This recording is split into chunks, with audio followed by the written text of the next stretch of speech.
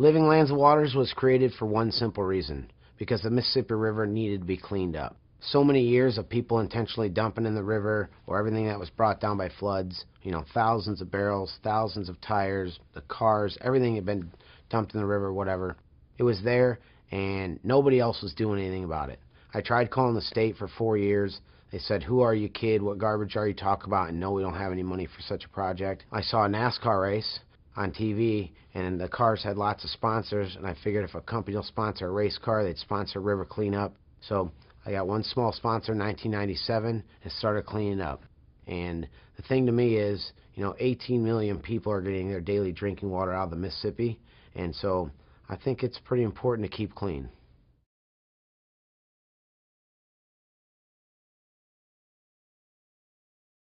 We're an organization, and we pride ourselves on being one of the hardest working organizations, because that's what it takes. Talk, talk, talk, talk. But no, it's literally getting out there and digging the stuff out and bringing a lot of people together for a common cause, and that's a cleaner river. It's simple when I started it. It's simple now. It's just not as simple. There's a lot more logistics. There's 13 full-time staff that work in the organization, and like in 1 year, we did 167 events. There's setup, there's the actual event, then there's teardown. So there's so much that goes into what we do. But listen, we're bringing thousands of people together. And have we made change? Absolutely. We're dedicated to one thing, and that's clean up the Mississippi River. That's pretty much it. And what do we need to get there? Well, we need you. We need your help, whether it's like coming out and digging stuff out or sending money, whatever. Whatever you have to give, we need your help.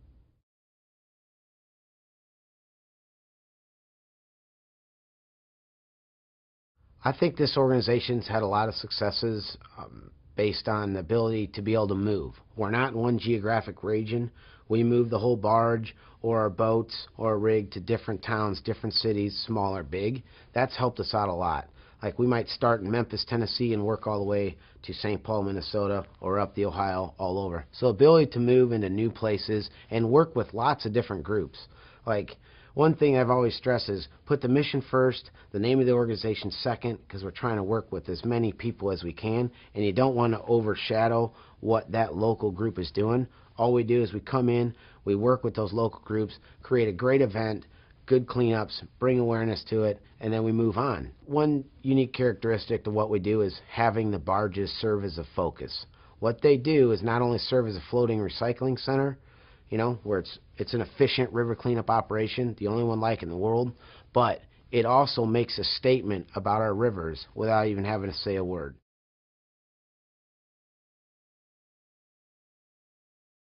I think what makes us effective is because we're all about hard work. Like, if you can see it and it shouldn't be there, we will do whatever it takes to get it out of there, and we will bring lots of people together to help us do that on a big scale. Using the barges as a focus is really good because it tells a story about our rivers and how bad it is without having to say a word. I think also we mix hard work with fun. And, I'm very serious, and everybody I work with is super serious about what we do, very dedicated. But if you're too serious at an event, you're almost like a turnoff. Like we will add smoke machines, laser beams, like all-star wrestling type intros to the crew and what we're doing. Whatever we dream up, we just try to do to make it fun for the volunteers, so when they leave, they're like, "That was a lot of fun. I want to do that. You know what? I'm going to tell so-and-so to come back." I always like to work hard and have fun. That's pretty much a great combo, and it works.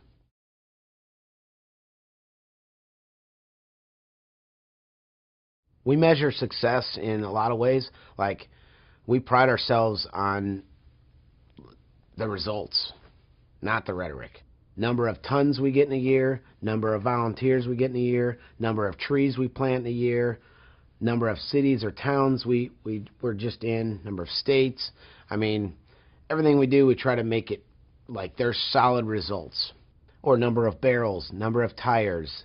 The list just goes on and on. And so that's what I personally like that, and I think everybody we work with likes that, because at the end of the year, or number of events, you have a list of everything that you did, because it's crazy, throughout the year, and then you look back, you're like, wow, I think we really made a difference.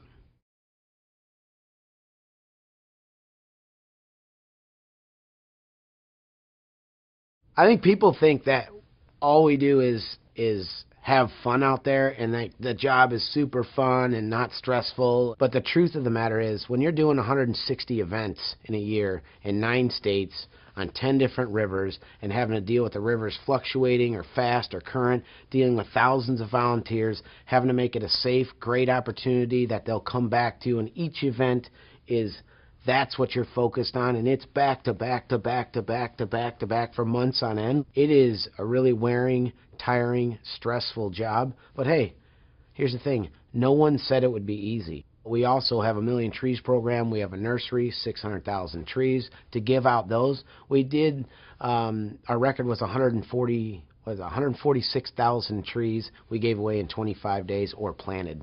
Like, it was nonstop. Then our education, you know. We've done over 100 different workshops and what it takes to put those on. Like, it's just, you know, try to be diverse.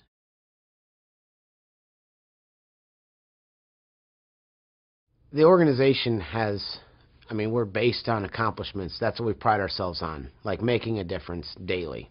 And if you tally those up, I mean, it's pretty substantial. But I think also a bigger picture is, or at least what I like the most, is when thousands of people continually tell you what a difference that you've made. And, you know, when I say you've made, not just me, but the 70,000 people that have come together, and everybody sees the difference. Like, it's really cool to be able to be part of that. Also, the organization represents another thing, and that's like the American dream. Like, you know, like, if you see a problem, know you can do something about it, and that you as an individual can make a difference. And I think this represents that. I mean, when I started out, everybody thought I was crazy, you know, and like, oh, you're going to clean up the Mississippi River. 15 years later, I've been able to speak to all 4 past living presidents. I mean, I've had like 50 different awards. I mean, it's been really cool. I've had TV shows. I mean, you name it. It's been really a really great 15 years for one reason, because we're doing something good for the country. That's what it boils down to.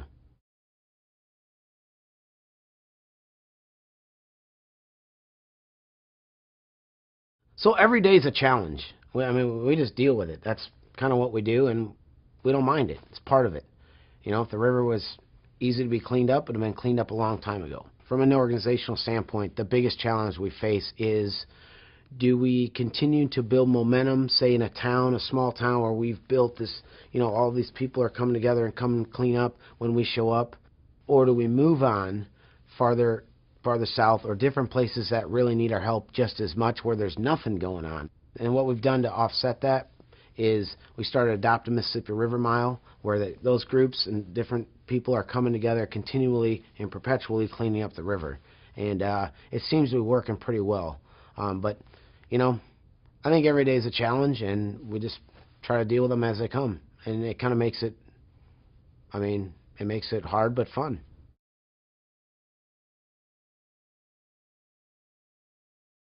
The more resources we have, the more we can do. The more barrels that are going to get pulled out, the more tires are going to pull out, the more cars are going to get pulled out, more trees are planted, more students, more teachers. If we had more resources, we would definitely continue to expand in more places. You know, there's a lot of places that need our help that there's nothing going on. I mean, simply, the more we have, the more we can do.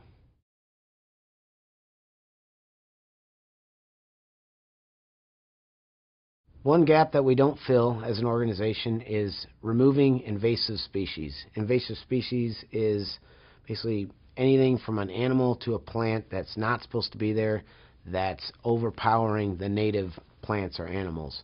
One thing that we'd like to focus on and we've been thinking about is specifically honeysuckle. Honeysuckle's like a bush that'll get 15, 20 foot tall and choke out all the native hardwoods, what should grow wildflowers, all that.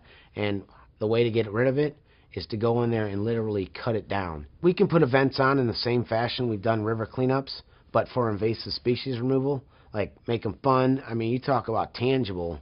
You'll walk out of there and have ripped out 5 or 6 acres at a time with a couple hundred people. It's really meaningful work. That's something we're currently not doing, but we need to get into because no one else is doing it, and it needs to be done.